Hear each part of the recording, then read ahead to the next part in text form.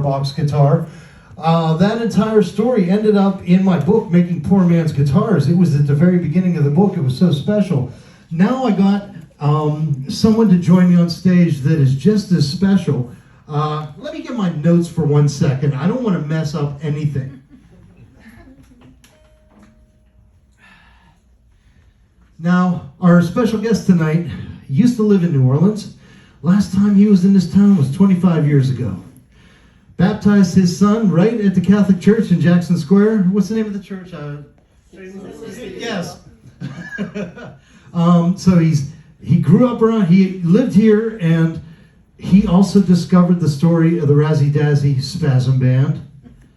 And he was the first person to write the actual biography of the man, the boy that started the band, Stale Bread Lacombe. He has a book he has written called Stale Bread and the Origins of Jazz in New Orleans. Now that book has yet to be published. You are hearing information tonight that no one else has heard before. Like insider information, serious interviews that he has conducted over the years. And I'd like to bring him up. Michael Schurtz, please come on up.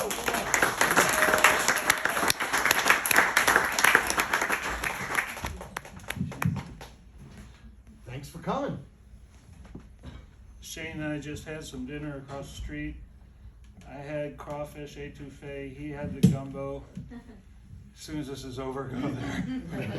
We ate it at the pizza place. Yeah, and it was that's New Orleans for you. We were walking around, Right. gonna start, well, where should we go? And it's like, well, anywhere's gonna have good food. So, Yeah. hey, I'm Mike. I'd like to introduce my daughter, but she doesn't have to stand up, but I'm so proud. My daughter came here tonight, Emily, and my niece Annie, and their friend Veronica.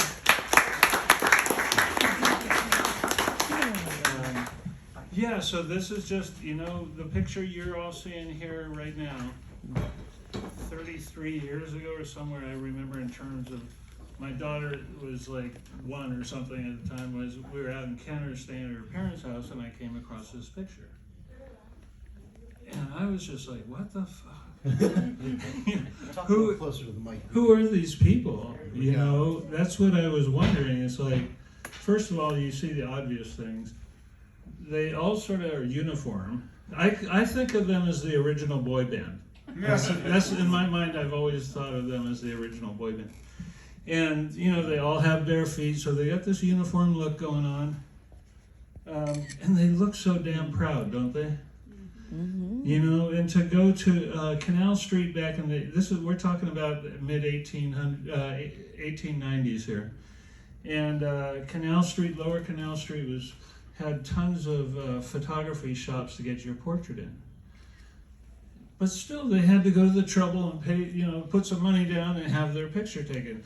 Right. It turns out they're the first jazz band in history to have their formal band portrait done. Nice. Wow. They have a lot of firsts. Well, I tell you what, let's use this as a preface for tonight. Yeah. Before we get into that, Michael, tell us about yourself. Oh, Let them know who you are. That's funny. For the last week, I've been trying to edit that out of everything that's going to No, we're going to bring this up. Okay. Let me, if we're going to do that, let's go.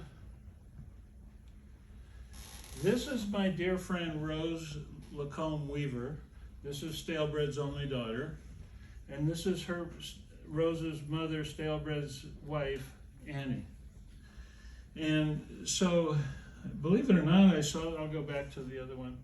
But I just saw this picture and I was like, I gotta know who these people are because I want to read their book, right?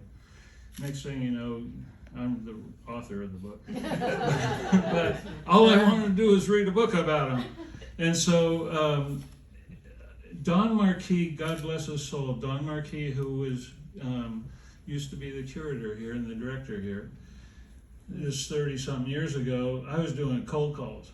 That's how much I wanted to know about these people. I was just like, fuck it, I'm going to just call and ask. I ended up talking to some of the major historians, and Al Rose, who wrote Storyville, the book that Pretty Baby was written about. I became acquainted with Al. He was like, so supportive. And of me doing the research, because in his book he states clearly that this band you're looking at here was the first jazz band to play in Storyville, period, stop. You know, whatever you want to make out of it, it's just the truth. The first jazz band to perform in Storyville was playing these instruments. Playing homemade instruments. And you know, it's like, God, there's, you know, I brought some notes and I was like, I hope I don't even have to pull them out. Because this is just nice being informal like this. But their first, in 1939, there was no such thing as jazz history. It just hadn't come about, you know. I mean, you need some time with things sometimes to, you know, grow into something. And the first book that was a jazz history book ever written was written by a guy named Frederick Ramsey Jr., who was a 25-year-old Princeton grad. With a stick shoved firmly up his ass. Well, I would have liked to, you know, well, no, I won't go there. But, you know, and then he had a partner who, in writing this book, it was called The Jazzmen, and it was the first book on jazz history. Up until then, no one dawned on them to, well, and then he had this other partner in the writing, and I can't think of the guy's name right now, it doesn't matter. But, you know, what the point being is they all came from, in 1939's, recorded. That's the key word here. And these guys, well, he's a 24-year-old Princeton grad from New Jersey. What's he know about New Orleans anyway, right? But it turns out that their whole vantage point was just, you know, who's been recorded so they could dissect it and put it in categories and everything we do with life, you know. And he said, geez, I should really read it because it is that good. But, you know, basically in a nutshell, these two guys, when they came to writing about Stalebread and the band, they gave like a paragraph or two. And they were just like, well, it's silly to believe that, you know, a band could play professionally with homemade instruments. You know, no, that's, I mean, if I read it, it would insult you more. Oh my God. You know, it was just like, first of all, go back to Princeton, dude. You know, what the hell do you know? And second of all, and he was trying to say, but they only made it when they all played legitimate instruments. And then that was bullshit. And, you know, I really did get an attitude about these guys. I just bought it like another jazz book, hoping to glean stuff from it. It was like, what's this, you know? And so there's not much else to say about that other than there's always been with Stalebread and the Razzy Dazzy Spasm band this conflict that people don't know what box to put them in. Sure, you know, surely you're not going to tell us that one of the first jazz musicians was some kid with a homemade instrument. Well, sorry. So let's put ourselves back into this time when the Razzy Dazzy Spasm band formed. What years are we looking at here? Okay, so there's so Stalebread went out on the street first before he knew the rest of the people in the band. Okay. His dad in 1893 suddenly passed away. And Stalebread was so cool. He was like 7 years old. And these are quotes that I've gathered. I'm not making these up. And he even said in his own words, you know, he went to his mom and he was like, I'm the man of the family now. And he had a little sister and a little brother. And so that was his whole attitude. It's like, fuck it, my family needs money. I'm going to get out there. Yeah. So he got out there with to sell newspapers. And when he was out there selling newspapers, 'cause his mom was actually a French opera singer, Jenny. And she was out of work because at that time in the 1890s, the French opera had gone under. It turns out they go under, come back up, go. It's sort of their history, right? Yeah. But at the point, Jenny didn't have work. And so after his father died, Stalebread was just like, you know, I'm the man of the family now. You know, we should have more people like that these days. Yeah. And so he went out on the street, started selling newspapers. And when he was out there, he just was an incredible person throughout his life. I got to know the rest of his life that we won't even get into. But he had so much marketing savvy. which I really love. I mean, it's like this guy that age, he sort of knows how to market his band. So he was marketing himself in a sense, and he would get up on a stack of newspapers and start dancing and playing music. This was before he even had this band. And he just went out on the streets to help his family and started selling newspapers, and maybe to entertain himself. I'm not quite sure why. But he would be out there singing and dancing and doing what's called hokum. How many people have heard of hokum before? Oh, yeah. Okay, so hokum is like used a lot in minstrel shows. They actually played in Doc Mulney's minstrel show for a while, and they didn't have to cork up, meaning blackface or anything. Right. But with minstrel shows, the whole thing with minstrel shows were you're providing, and they're Irish. They came out of 5 Points, New York, in the Irish community is where minstrel shows really came from. And they were just providing poor people someone to look down on. Yeah. You know what I mean? It's like that was the part of the totem pole, and they were fulfilling it, and minstrel shows fulfilled that, because you would, obviously making fun if it was blacks, you were making fun of them, but further, minstrel shows made fun of rich people. They made fun, they were providing people to laugh at that were on a lower rung than they were. Louis Armstrong even won a contest once in a show where it was not a minstrel show, but it was, I forget where the exact location was, but it was all black theater, and they would have a big bowl of flour. So instead of blackface, they would put their face into the flour and mock the minstrel shows, and he actually won a contest in doing that when he was Oh, younger. I never heard Yes. that one. That's great. Yes. I'm so old, I saw Louis Armstrong for my 16th birthday party.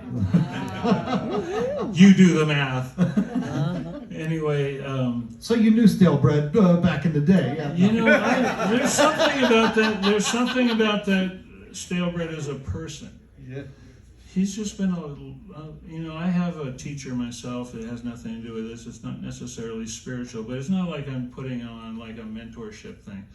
But it's just like, wow, to know this guy after doing 30 plus years of research is like, you know what he really wanted to do? He wanted to have a family and have some kids and buy a house and have a house built. These were his ambitions. Right. So he never left New Orleans. Okay, so hold on. We're gonna build upon what you're saying. So we are looking at 1893. He started out as a paper boy. He was out there singing hokum, standing on newspapers. And then, how did the rest of the band come together to form the Razzy Dazzy Spasm Band? Gotcha. And I'll try and keep it concise. Let me know, you guys, if I'm rambling on. So they would show up in what was called Natchez Alley, which is over in the Central Business District now.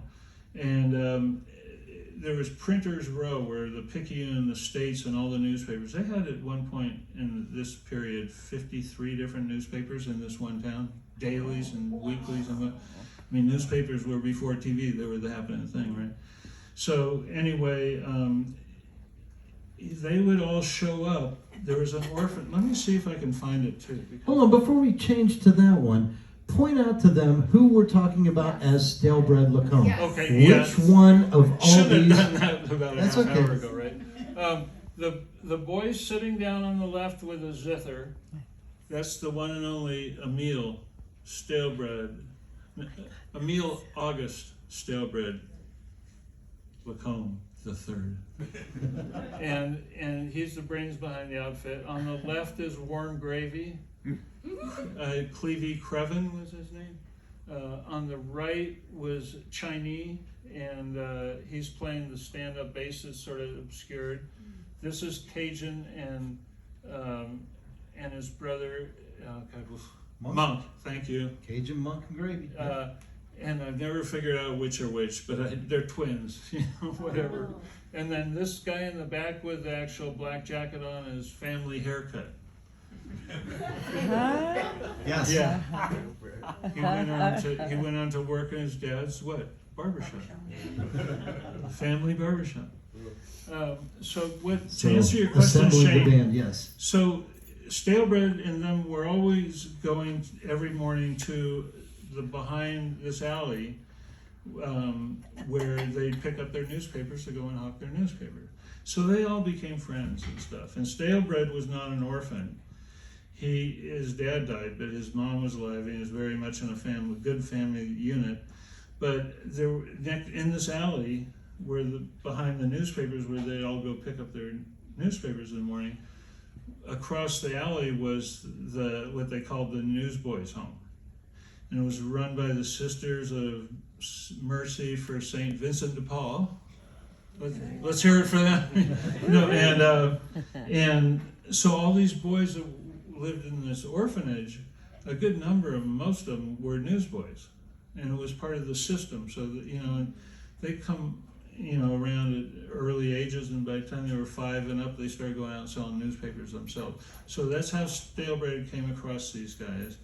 They were basically his friends from across the alley. I always think of this old comic cartoonist. I always think of these old comics, this Yellow Kid, and that took place in the 1890s as well. But anyway, they all lived in this alley, and they were just like what you would imagine. I mean, look at them. It looks like our gang or something. Yeah, this it's is like what we they have an based our alley. gang on. We're rocking. So anyway, they at some point just said, let's start a band, and they all, Stalebread is just a natural leader, and as a person, even at that age, that they all just said, you're going to be our leader, And so he was like, well, I'll be your leader, but we got to practice, because he was always serious about music, and they weren't so serious. Well, okay, I do want to any of the hardcore blues historians out there. Stalebread is holding the zither there. He has a second zither, looks like attached to the top. No, that's a newspaper in the back. Oh, is that a newspaper? Yeah. Okay, I was unsure. The photographer handed him a bunch of newspapers. Oh, okay, so that They're makes props. sense. But the zither he's holding there appears to be very much similar to the one of 2 zithers that Washington Phillips would play. If you know Washington Phillips from blues history, he played 2 of those zithers at the same time. Some people thought it was a dolciolo, which was a different type of parlor instrument. But no, the way in researching the history, it appears almost the same exact zither that Stalebread is holding there. I just figured some of you guys that are really into this stuff like I am, yeah, that's a cool little tidbit. So they're playing, now he has a store-bought zither, but these guys are playing their homemade instruments. Yeah. Did they make them, or did somebody else make them for them? Well, they made them in Chris, and Shane is setting me up for, I'm going to share with something not that many people have read. It's in my book, which isn't out, but they did, to answer your question, so I want to get to this picture of the Newsboys' home. Or not. Any reason this isn't going to work? It's a really cool picture, but we won't waste time on it. Hold on, let me see. Hold on, we got, Okay, if you can advance got it, time. okay. This guy's so There cool. we go. Hold on. You just Okay, have to keep be back going. some. The other one. Keep going. Keep going. So we can stop here.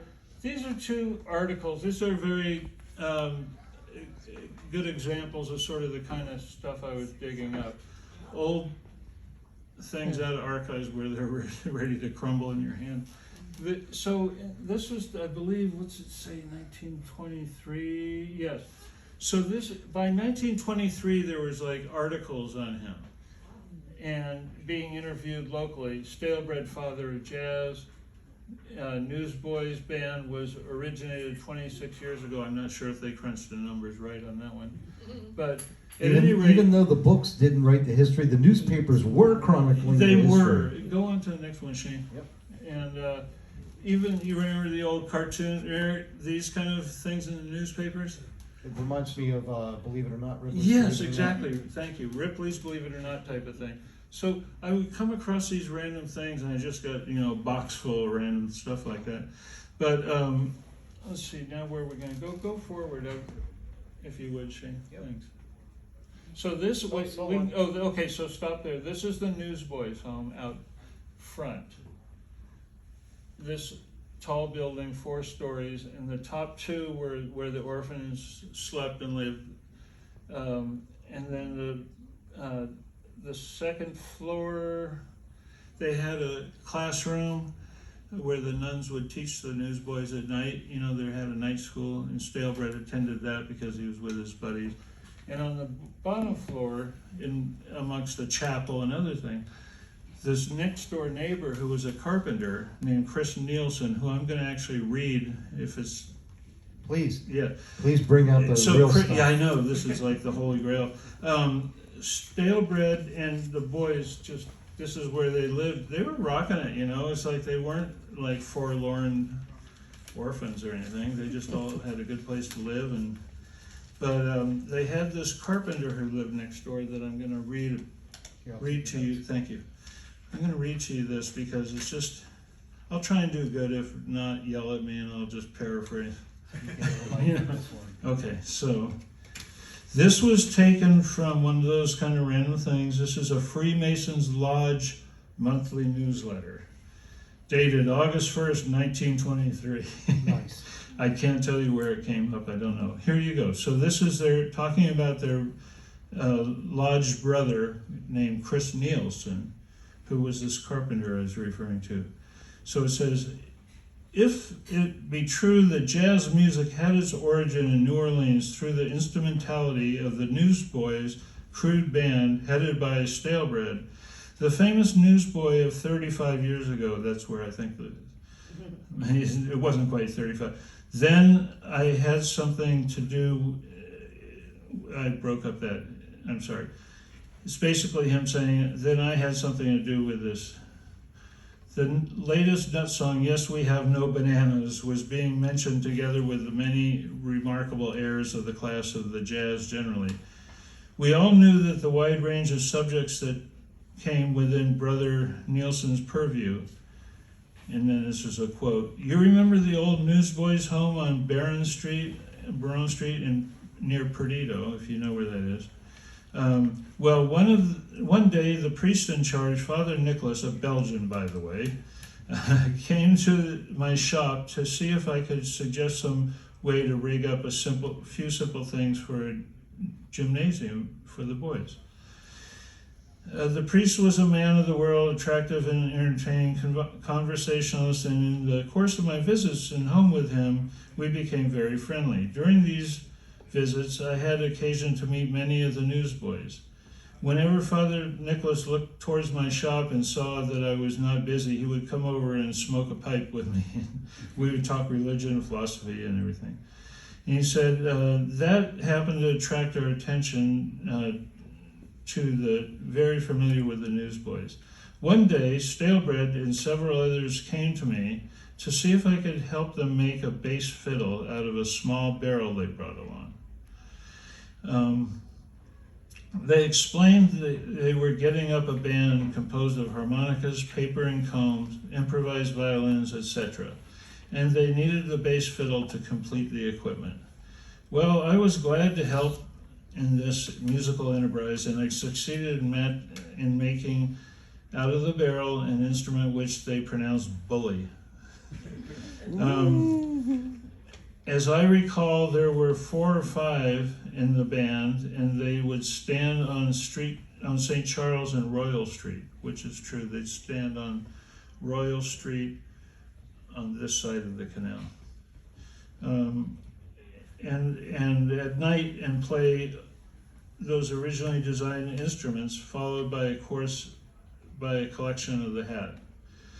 They would take the most popular airs of the day and give them a particular rhythm or lack of a rhythm, you might say, and twist it into a nut song. Well, so then it goes on a little bit, but I'm going to cut a little, just do a little on-the-spot editing. And then he goes into, this is really interesting. So then Chris Nielsen goes into this thing about meeting Stalebread all these years later. And he showed up at the night before Prohibition at a big party at the Grunwald Hotel, which I think is now the Fairmont, if I'm not wrong. But Roosevelt. What? Roosevelt. Oh, thank you. this guy Chris Nielsen, who is the little carpenter next door, shows up all these years later, and Stalebread's playing in the orchestra because he went on to become a professional. And so this is where I pick up. I learned during the evening that one of the people in the band was Stalebread. He was a stout man of middle age and totally blind. Now, he wasn't blind in his early career. He got blind at 15. And he was totally blind. I shook hands with him and he recalled the incident of the bass fiddle. And I thought he would never let go of my hand. So you are the little carpenter that helped us out. I am sure glad to see you. Up until then, I thought he was dead. And then, so that was touching to me for some reason. I don't know. And then it goes on to finish up saying, jazz might have come to us anyhow, even without that bass barrel fiddle, but history demands that the part of Chris played the introduction of renowned class of music. Shall we duly? Oh boy, they wrote terrible back then, didn't they? And furthermore, blah blah blah. But anyway, it just really struck me that both of them remembered each other fondly. It was a major deal, you know. If I can interject right here, we're going to stop for 1 second because this Chris Nielsen built this bass for the Razzy Dazzy Spasm band out of a barrel, and so you're wondering to yourself, what would a bass made out of a barrel look like? If you go downstairs, the brand new display they show is from another New Orleans legend, Alphonse Slow Drag Pavigot. And that 3-string bass that is down there is made out of a whiskey barrel too. Whether he got the idea talking to them, we don't know. We can only just, guess. However, you can actually see a whiskey barrel bass tonight when you're done. Go downstairs, get photos of it, spread it around. But you are hearing, now we have more to cover with this, but you are hearing how these homemade instruments were there at the birth of jazz. But we haven't touched on the birth of jazz yet. So let's slowly make our way towards that. Here's your notes for that. Let's see. So what had happened, the big, try and do this in a nutshell, but the big thing, oh, Shane. Let's see, forward or back? I think back. Okay. It was funny, a couple of weeks ago I was talking to Collins Kirby, and we were talking about something about this, and I said, I'm the most unfucking digital person here. And then when we were saying goodbye, he said, well, as soon as I get off the phone, I'm going to get out my dictionary and look up on... Yeah. So let's keep going back. This is the where Stalebread, I just walked down here today, where he was born and lived when he was a little kid, but that's not... And where is this? This is Exchange Alley. You could walk over there. It's right on the other side of the cathedral, basically. Yeah. Oh, wow. And he lived there quite a while. I want to say 9, 10, something like that. He was born and baptized in the cathedral. I mean, not born in the cathedral. No, maybe it was forward. You see, I was afraid we'd get into this. But... Oh, it's all good. Okay, I know these guys are so mellow here. I was like, I told him we're going to do this like off the cuff, like jazz. I love That's it. the seminar is going to be like jazz. I'm going to go forward. So. Okay, go forward. Maybe so. This is the yes. Oops. So keep going. I want to find this. We got to find it, and then I can remember what we're talking about. Right. This right here is Royal Street, and this is Canal going this way, and this is the first place they ever played out in public. And by Stalebread's own word, and I'm really not going to quote all this, even though I got it written down, he was basically, we tore it up, man. They blocked this, all this street was blocked of traffic, all to hear them. And the way that came about, a quick little side note, so Stalebread, they had their band. They were only together about a week, and they were like, let's go do this, Stalebread more than any of them. So they decided to, Stalebread tells them one morning, we're going down to Poydras, which is downriver, down from Chalmette. He goes, we're going to take a train down there. We're going to go out on the street and bust for lunch, buy ourselves some lunch, get on the train. We'll be back in time for the late edition of the newspaper, whatever. And so they're going so they hop this train, and they get the train right down here on St. Peter's. We used to have a train track running. And they're going down south or east, whatever, towards Moringa and Bywater. And then this train that they thought was going all the way pulls off the side, goes up at Elysian Fields, and goes into Elysian Fields and parks. And they're like, well, what the fuck, you know? And they realize, then they get decoupled and their boxcars left there. Well, so much for their grand, you know, opening thing. So they get there and they're in this boxcar. Well, what are we going to do now? And they were all getting hungry. And the funny thing cracked me up, and this is all according to what Steelbread said, all they had on them was a nickel and cigarettes. These kids were smoking cigarettes like by 5 and 6. Yep. They didn't even lecture kids after 6 because they figured they either got it or they didn't. So they show up down there and they're on this boxcar, and all they have is one nickel amongst them and cigarettes, and they were getting hungry. And so Stalebread was just always like, don't worry, I'll take care of it kind of person. And sure enough, he goes, well, give me the 5 cents. So they give him the 5 cents, and he goes, I'll be back. So he goes up the railroad, leaves the railroad tracks, goes up to Elysian Fields. First thing he comes across is a bakery. And the sign in the window said, day-old bread, 2 loaves for a nickel. So he's like, bingo, you know.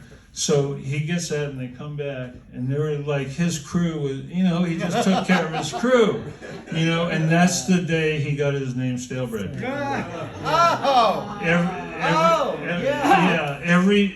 Everyone he died Stalebread. On his actually gravestone it says Stalebread. Where is his grave? His grave is up in St. Patrick's Cemetery. 1 or 2, I'd have to remember. There's 2 St. Patrick's cemeteries. And I used to, on All Saints Day, I used to go up there and sweep it off. That would be great to have a rubbing of that gravestone. Yeah, I have a picture of the gravestone, and you know, and on the gravestone it says, you know, unabashedly, it says the originator of jazz, you know. But then, you know, when back then in those days, in the blues and all sorts of things are like that, you know, it's like, you just claim who you are, you know, it's like, dare me kind of thing. And it's like, well, he was the originator of jazz, in a way you could make that argument, you know. It's just kind of bodacious to put it on the headstone. I've learned you got to call yourself the king of cigar box guitar, because no one else is going to call you that. And this guy is. Let's give it a hand for the king. How'd you get that name? I gave it to myself. Right on. So yeah, there's a bit of that, you know. So I look at it as like they were savvy marketing kids, you know. I will put the shout out there, because I probably won't have time to go for it myself. But if somebody ever gets out to his gravestone and has, you know, a sheet of paper and charcoal or whatever and does a rubbing, I would love to get a gravestone rubbing of Stalebread Lacombe's grave and have that framed, because this is our history. This is, you know, he's my Robert Johnson. You know. So in this slideshow, I do have a picture of this. We could go to it, but it's, I don't know if you're into it. We'll get to it though. I did include a picture of the gravestone. Oh, okay. It's just where it's in. So now this is the front of Union Station, which ran up to, from the base of Canal all the way up to Rampart and Basin Street, and the red light district started right behind here, and this was sort of almost a front. You know, they made it all nice, you know, for the tourists. Well, guess who the tourists were, you know? And then if you were, and then on the other side of this building, back for blocks, was the Storyville. But it was funny that this side of the building is totally legit, and the other side of the building, you're in another world, you know? All right, let's see if I can't. There we go. Now this is interesting. This is right up there, and the boys referred to this as the sheds. And these were tin roofs. And although he didn't say it, I always figured there must be a connection between the audio that they got out of being into this. Absolutely. Because You learn that as a street performer. You Yeah. learn to position yourself. Brett, you know this. You learn to position yourself on the street so that you get the best acoustics. Yes, that's exactly what I think was going on. So the sheds were a favorite place of them. They'd also go to the sheds because that's where all the, you know how many names there are for young, horny men going to red light districts. Johns. Well, yeah, no. Hunters. So they would get guys coming off the train and play for them and make their tips there. And then they go further, and maybe we should click one further. Okay, good. That's great. So this is Basin Street, and what you see here are sheds over the protect the train. And then this is Basin Street. Tom Anderson's on the corner. Tom Anderson was who was called in his day the mayor of Storyville, and he had been a newsboy, and then he became a cop, then a detective, then he became chief of detective, then he became chief of police, then he quit it all and started bars and opening up brothels. I knew that was coming. I You knew can see he had that. to have owned one. You can see the tissue connected there. And so Tom Anderson's, if you look off to the left, you'll see big pane windows looking out. Stalebread and the boys used to play there. And I also felt that was probably a good place acoustically because you can get some reverberation coming off the glass. Tom Anderson also was a big champion of them. And he was like if they had disputes between brothel owners and stuff, whatever was going on in Storyville, they'd go to the mayor and he'd settle it. And so Stalebread and the boys were in his good favor. And he offered them, anytime you want to come and play in front of my place, you can. So that was sort of what they do. They'd walk in. This is just a block away from the front of the station we saw. Okay. So basically, people would get off the station, come into the red light district, and this was one of the first saloons there. And you would find Stalebread and the Razzy Dazzy Spasm band playing there. And they would just play for coins, and they probably took up a little room because they liked to dance and everything. But they were totally they had the mayor on their side, so all was well. So I want to move this forward one step. Yes. Because we're talking about the origins of jazz. Now, Right. we could have a little jug band of Razzy Dazzy Spasm Band and playing their music, but how does this relate to jazz? And where did even the term jazz and all of that, let's get into what happened at the Haymarket. Okay, so the term jazz first was spelled J-A-S-S. And it was thought to be somehow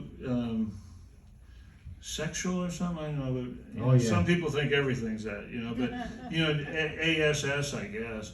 But the newspapers, when jazz first came out, they were really derogatory about this music. Oh, it's they draw cartoons of racist cartoons of people holding their ears, running away from it, kind of thing. And I lost my train of thought. Okay, the Haymarket. Oh yeah. Well, go back a step further than that. They let's go one further. Okay. Come on. I just turned 71. I need shit to jog my memory.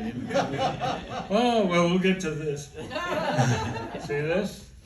So anyway, they just were out there from the beginning. When they got their band, they were super confident. They were having a super amount of fun. They made it all work. They still had their day job. They were going to night school. These weren't just street urchin, and they were well read too. But I hear the music sounded crazy. The music sounded crazy, but you got to imagine if you're playing a homemade instrument and you're trying to tune a guitar with a homemade pig and a homemade I hole. can't imagine any of that. Yeah. I have no I know, idea you what guys you're wouldn't know talking what you're about talking right now. They must have been shooting for something else, because you're not gonna, get out there and play Bach or Beethoven with it. But I've always just assumed that it was the rhythm, because they were so into dancing, they were so into the hokum. They, and they probably, it doesn't sound like they probably cared that much about whether they were in tune, and they got in trouble one day. And that's what this is about, and what Shane was referring to. So they had done that thing that I mentioned where they were trying to get out of town to go have their first big gig out, and it was also, then we can say we played out of town, you know.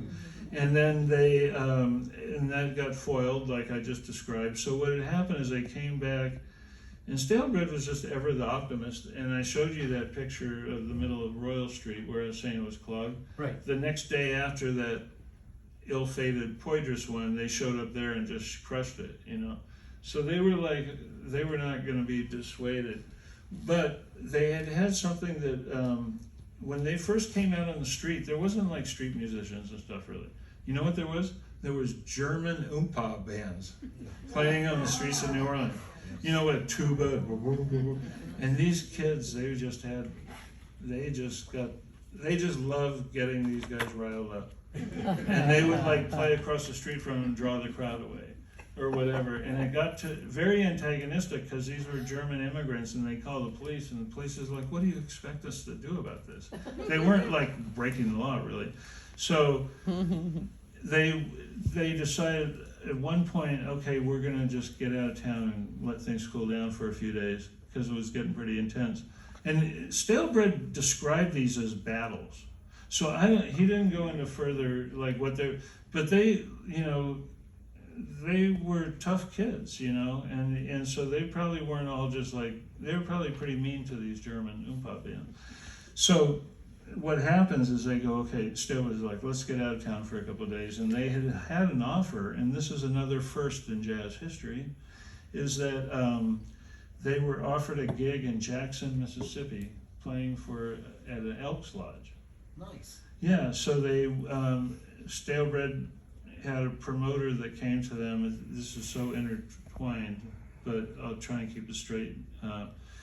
Anyway, they had an offer to play in Jackson, so they got, instead of just going straight to Jackson, they got on a freight train and hitched a freight train up to Shreveport, all the way to the Texas border, and then played on the streets there for a day.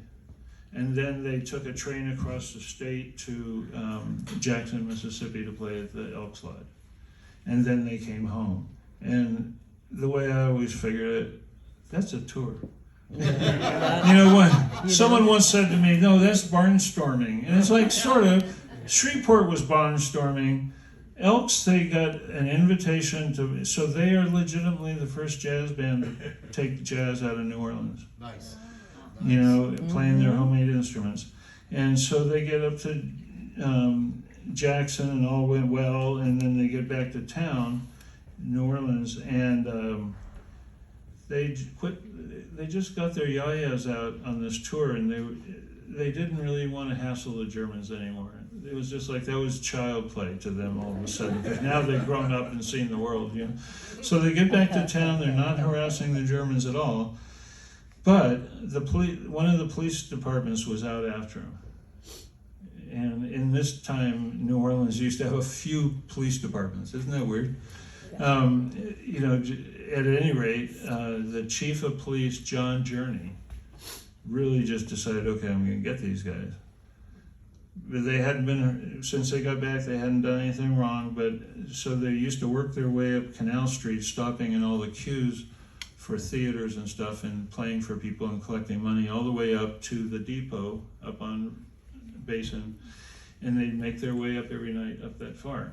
And so one night they were passing the, I think it was the Grand Opera on Canal Street, and they were just doing their normal playing, and in the crowd was this police chief, John Journey, and he had an overcoat and he was like hiding himself, and when they got to him, he jumped out at them. Well, they didn't know who this guy was. He didn't announce himself, show his badge or anything. He just came out and started hassling, and they just gave it to him. They were like beating him over the head with their guitars. Literally, this is literally taking those guitars, those nice, sweet little guitars, beating him over the head with it, kicking him in the shins, just like really going after it. And he managed to get his whistle out and blow it. And a paddy wagon showed up with extra men, and then all of a sudden, they're, you know, in the paddy wagon. They were the original Rolling Stones. I'm telling you, Right. right? They got that bad boy image. The for original sure. Sex Pistols there. Right, I mean, and they beat the hell out of the guy apparently, and he apparently deserved it because, like I said, he just jumped out of line, and so what's he gonna do anyway? So they go to the second recorder's court, which is sort of like if any of y'all remember Night Court. Yeah. It was like that, where you get the hookers and the drunkards and everyone coming in at night. So they end up that night at the second recorder's court, and there is this beautiful old man named Old Judge Henry Bezos. And Old Judge Bezos was just a mellow guy. He was like my age, and old, and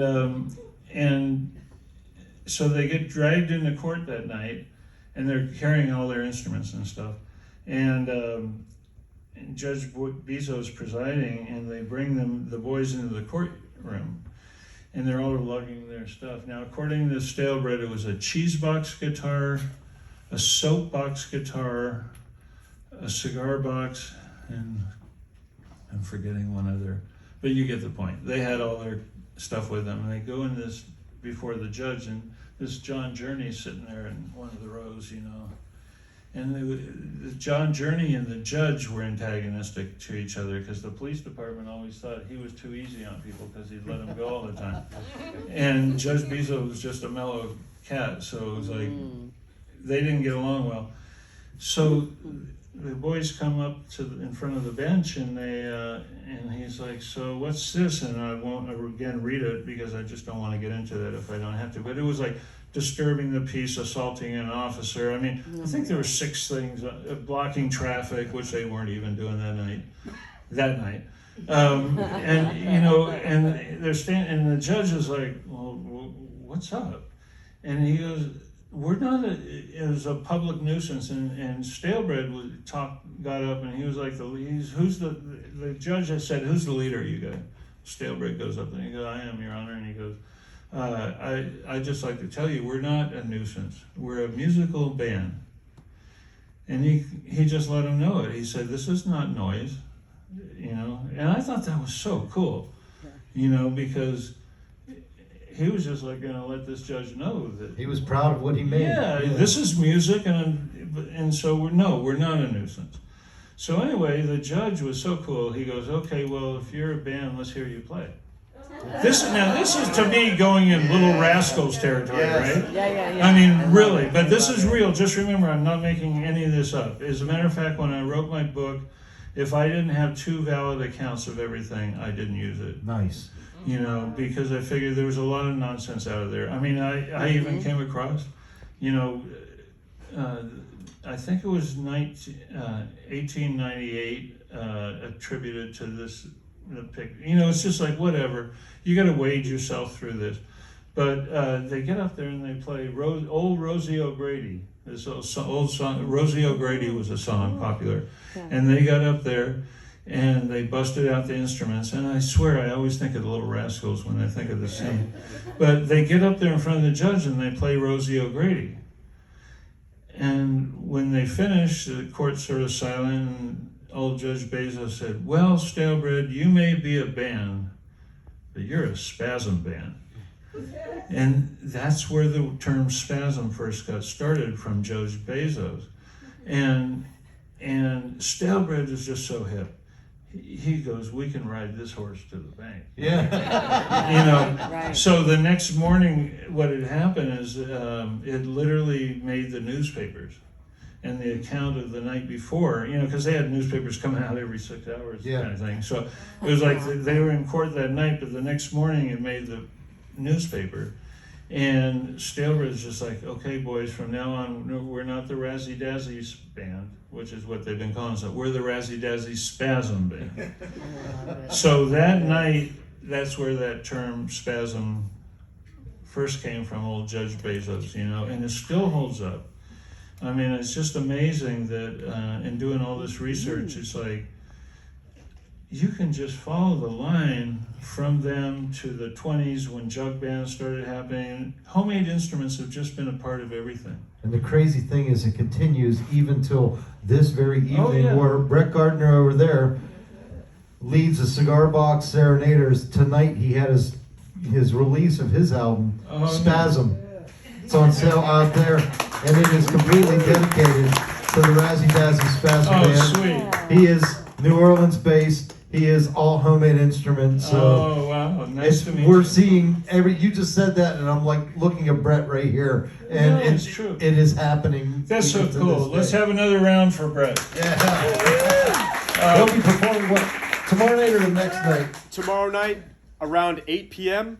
Yep. I'm gonna have a band, an all-star band, playing all homemade instruments, tunes from the 1920s, compositions by composers that were integral to the New Orleans jazz sound. Nice. Yes. Sweet. Here. So let's see, what So we are now at the point where their name is the Razzy Dazzy Spasm Band. So now, the next day, they're like, okay, that's who we are. And then Stalebread got contacted because, probably because he made the newspapers by a guy who was booking the St. Charles Theater. And the St. Charles Theater is a national stage, they call it, like Jenny Lynn and Lola Montez and all these people from the 1800s. St. Charles was a big deal theater. And Stalebread got contacted by a promoter, and one of the acts got sick or something, and so they brought Stalebread. He offered Stalebread to come on. So another jazz first is they were the first band to play a legitimate stage theater, like in vaudeville type of big stage theater. They were the first one, and they got out there and they crushed it as usual. So then things started happening for them on a local level. They were getting invited to play for private Sweet 16s in the Garden District and stuff, And then they also got contacted after they played the St. Charles. When they actually had the photo of them that we've been seeing all night, that was taken just a couple of days before they were to play the St. Charles, because Stalebread was like, we need a band photo here, Right. And so they played the St. Charles, and they got some more work through the exposure of that. And one of them was this guy, Doc Mulney's minstrel show. And these minstrel shows used to go around from town to town, and then the owners of the minstrel show would show up in the town that's coming up next and scout out talent to put on his bill when he came through that town, and it went on like that. So opening acts, it's still the same pretty much. You get an opening act, they're local, they have their, and so that was sort of what was going on for them at that point. Right. So let's get to the Haymarket.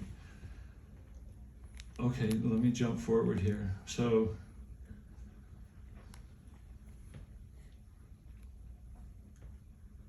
well, I could just tell the Haymarket story. Tell the Haymarket story. So, I mean, there's so much going on in between, but, I'm really glad I'm here talking with y'all, because it's kind of nice. My book, is like, who knows when that's going to come out, the world of publishing, not throwing COVID and everything else, and it's just and I don't really care, to be honest with you, but I'm just glad that, it's happening. And at any rate, the Haymarket Cafe story is this. Stalebread went blind when he was 15. He had caught poison oak in one eye. And he went to a fucked up doctor, excuse my French, who operated on the wrong eye, and then he was totally blind for the rest of his life. And, I talked to his daughter. I became really good friends with his daughter. And he didn't come home. He didn't always talk about his days, So she didn't have that many stories from his days, other than she once told me, really like intimately, she goes, he used to play in Lulu White's Mahogany Hall, because he later became a professor on the piano, and Lulu White's was the top bordello in this story. So his daughter is there is telling me sort of like, she didn't know. Yeah. I mean, she's proud of it, and then on the other hand, it was like a bordello, whatever. Stalebread had a long life. So, cue me up again. Haymarket. Yeah, Haymarket. Okay, so I had to tell that he was blind, and then so about 2 years after he went blind, he got back into going out and doing stuff. It took him a while to recuperate from that, but he he was sitting home one day, and he just lived up on Beanville, and just up the street. Today it was so wonderful. Today I walked all these streets. You know, it was like walking through stuff that I know so intimately now. And one day on Iberville, there was this Haymarket Cafe, and it was owned by a guy named Jack Robinson. And Jack Robinson, because the band had shut down for 2 years because of him going blind, and they all had other stuff to do, so it wasn't nothing dramatic about it. They just didn't play together while he was still learning how to get his way blind. He never used canes, by the way.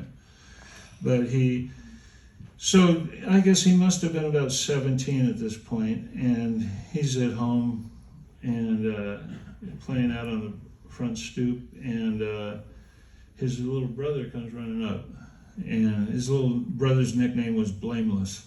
I think everyone who's had a little brother could relate to that. Blameless. And Blameless and another guy named Booze Bottle were walking by Jack Robinson's Haymarket Cafe right down on Iberville, and they see this banner, and it says the Razzy Dazzy Spasm Band, and they hadn't played for 2 years. And his little brother saw that. His little brother says, "This is fucked up." So his little brother runs back a few blocks to the house and goes, "Man, someone stole your band name." And Stalebread was just like even keel, and he just goes, because they had telephones, you remember at this time, he goes, "Go in and call my boys and get down here with your instruments." Because they had been wondering, well, when are we going to do a comeback kind of concert? Because they all wanted to do that. They'd been gone for 2 years, and they were just sort of waiting for the right excuse. Well, this turned out to be the excuse. So he goes, "Go in and call my boys," And so, meanwhile, Stalebread's out playing on the stoop, and is right next to Firehouse Engine number 7, if you're walking around and come across it. And Stalebread's out there playing his banjo and just gets a street party going on. It just grows to about a couple of dozen people and stuff. Next thing you know, all those old band members, it's sort of like, it's almost like a movie that wrote itself. It's sort of like, we're getting the band back together kind of thing. So they did show up, and Stalebread told him what happened. He goes, "Let's go down there and take care of business." And everybody get a rock. Well, no, yeah, sort of, but I don't know if somehow that could have been exactly how it was. But along the way, they started picking up rocks, broken bricks, bottles, that kind of thing, as they were walking down this place. And so they had all those kids that were out in front of the house that he was singing to. They all followed. Next thing you know, you have this like troop going down. I guess it was Burgundy. Is that pronounced right? Yep. Yeah. Okay, thank you. And they're marching down Burgundy to Iberville, which is kitty corner, to the Haymarket Cafe, and they just have amassed how many kids with rocks and bricks and stuff. And they get there across the street, and it's like, he's got his hand on his brother Blameless's shoulder, and he goes, "Let's get in there." So they cross the street. The place is filled with this Young Businessmen's Association who are having a party that night. And the young businesses, this is really tied into jazz history, and I'll try and make it concise and not get on sidetracks, but the band was, this guy Jack Robinson hired another band who wanted to play, and he goes, "Well, I'll let you play here if you play Stalebread's old stuff. If you do," Stalebread was the first one to come up. Remember that move? Speaking of Blues Brothers, "Heidi, Heidi, ho, Yeah. oh yeah." Minnie the Moocher. Stalebread used to use that Nice. long before Cab Calloway, but I'm not saying he invented it. I have no idea. It could have been a field call or something. But the Heidi, Heidi, and he'd get the crowds worked up with it. And the other one that he invented at this time was Ha Cha Cha Cha Cha. Remember Jimmy Durante? Yeah. that came from Stalebread, and I'll tell you how. So this fake band, they were playing there that night. They didn't realize that they were being used. And, and they were like, we don't want to use this name. It's not our name. It's okay, don't worry about it and stuff. And they were protesting. The guy, listen, you use it or you're not playing. And so they go, okay. So they get out there and this fake band. But the fake band, if you look it up, and again, I keep saying I don't want to pull out my notes, but it doesn't matter. There was a famous early jazz musician, Alcid Yellow Nunez. And there was another couple of guys that went on to further, and I'm going to try and make this concise. So this fake band that night was called the Razzy Dazzy Spasm Band. Stalebread comes marching down there with his troupe.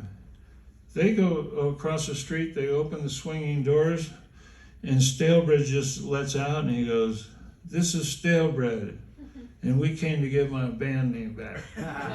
And it was like, a shoot out of the OK Corral kind of thing, And he didn't wait for an answer. They just unleashed all these bricks and bottles. And I mean, the place was full. In typical New Orleans fashion. I mean, literally, they all had it, and they had enough for 2 rounds.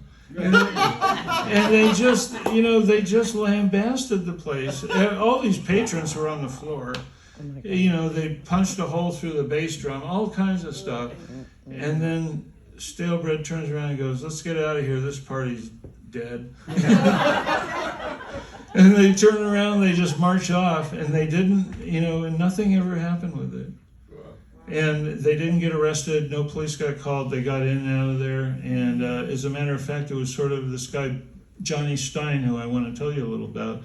Johnny Stein was the head of this fake band. And what they were asked to do is play like what the Stalebread and his band used to play. Here's the set list. And here's what we want you to do. And throw in some of that hokum. And throw in some of, the Heidi and stuff. So this was a proper band, and they asked them to throw in some of the grease of. Yes, that's a good way to put it. Yeah. They wanted. So he was like, "Listen, don't worry about it. You're not going to sound like them anyway. No one can sound like them. They're so primitive." But this Johnny Stein's band that played that night, that got pelted with rocks at the end of the night, they were sort of like, "Hey, man, that sounded pretty good." Yeah. So they decided they were going to stay with it, but they didn't want to do it as an imitation of Stalebread anymore. So they insisted on that.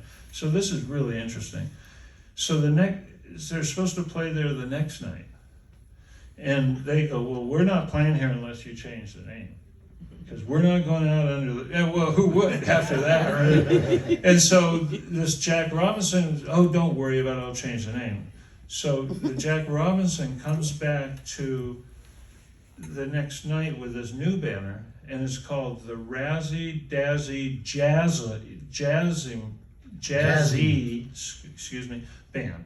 Razzy Dazzy Band. Instead of using Spasm, he changed it to Jazzy, Jazzy, and that's, as far as I could ever find in all my research, that's the first time jazz has been spelled Jazz.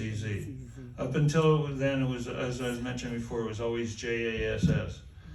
But they had this new banner, and it says the Razzy Dazzy Jazzy Band, and they're not happy with that either. It's like, come on. So the third night, they came back with their own banner, which read the Right Atom Jazz Band. Or no, Raz Band, R-A-Z-Z. Right Atom Raz Band. Yeah, the Right Atom Raz. And the Right Atom Raz Band was Johnny Stein and these guys that I was telling you about, the fake band, that really came off good, and they were happy with it. And they actually played as the Razzy Dazzy the Right Atom Jazz Band, Raz Band, excuse me, for quite a few years, it turns out. Then Johnny Stein started, that fell apart. Then Johnny Stein started one called Johnny Stein's Dixieland Band. And Johnny Stein's Dixieland Band was comprised of stellar people. Legends, absolute legends. Yeah, true.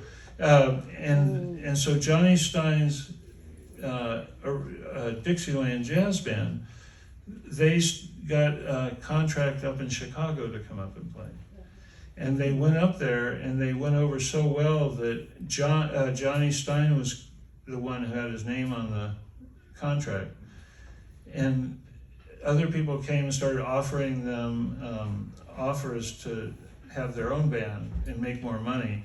And so they actually ended up dumping Johnny Stein and starting their own jazz band, which was the original Dixieland jazz band that everyone knows, you know, that had Tiger Rag and had Livery Stable Blues. And you said Stalebread became friends with these guys years later. Well, Stalebread became friends with Johnny Stein. I just found that out recently, and it's like, oh, that's cool. It was just a one night. It's like, don't mess with our name, kind of thing. So Stalebread actually was in a band, and he said that they used to laugh about it, about Jack Robinson, because they just blamed him for concocting. Meanwhile, they had 2 rounds of ammunition that night. I mean, that's the thing I'm taking away from this. Not only did they have a rockin' they had 2 rounds of ammo. Yeah, no, they meant business, and they weren't really that, you know, just like when they beat John Journey over the head, it's like they weren't out to make trouble. Trouble came looking for them. In typical New Orleans fashion. Yeah. So that's pretty much the story, but I wanted to tell that sort of add-on about Johnny Stein's, because so what had happened with the original Dixieland Jazz Band, it was first called the original Dixieland JASS Band. Then they had a hit, and I think the first hit was Livery Stable Blues, and 6 months later they had another hit, and by that point they had changed their name to the original Dixieland Jazz Band with 2 Z's. And that's the one that's made history ever since. So I don't know if I explained it well enough, but I think you can see the lineage of the 2 Z's. You painted a beautiful picture. Okay, the lineage of those 2 Z's came directly from Razzy Dazzy. So how does that make you feel as a cigar box guitar builder or performer? I mean, you hear all of this history, and it just had never been written about before. Now, let me tell you something about Michael. Michael has written this book. I have read some of it. There's so much to it. And he is shopping this book around right now. And your publicist or your agent? My literary agent, Susan Schulman, is wonderful. Her last project was the Queen's Gambit. I mean, she's really amazing. Yes. Cool. And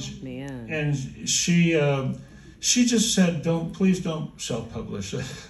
You know, because she feels like it can do better, and she's on the end. So I'm patient, and it's wonderful. I would love to see this in a movie. I would. Oh, and we also Niall Southern, who is who edited my book, is also the son, and he's a writer and a director in his own right, the son of Terry Southern. I don't know if anyone knows Terry Southern, the writer. Yeah, for Terry. Yeah. And Niall is intimately involved in this book of mine being turned into a movie, and has done a treatment on it for a film script and stuff. It's a story waiting to be told. Brett's going to do the soundtrack. Yeah. Well, it was interesting. 30-something years ago, anyone know who Dan Hicks and the Hot Licks are?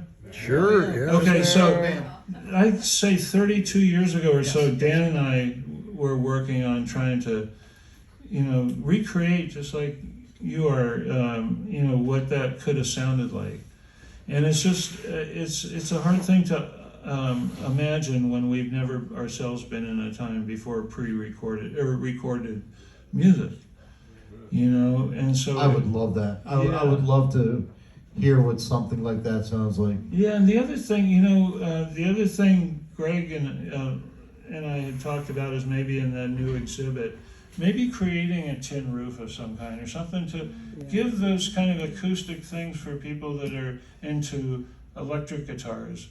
To dial it back to before electricity is kind of hard, but definitely. I mean, they were out there trying to make themselves heard in a time when amplification meant either yell louder or there was no buttons to turn.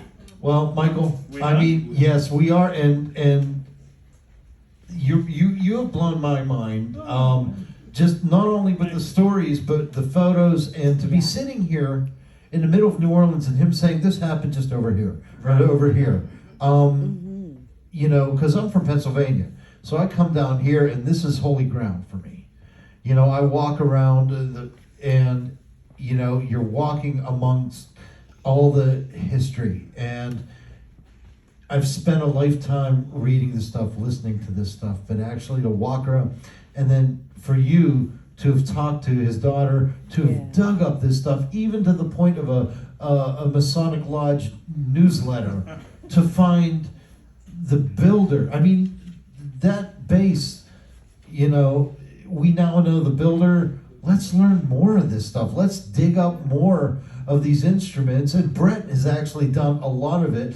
Your drum set you have a drum set based on Kokomo Joe's drum set, which is part of their percussion display. You can see it in the Drumsville exhibit. Yeah, the Drumsville exhibit has Kokomo Joe's last homemade drum set here. Make sure you check that out here in the museum. Brett has recreated it for his band as well. So all of this stuff just makes me so excited. Michael, thank you so much for coming. Michael Schurtz, everyone. Thank you. Thank you.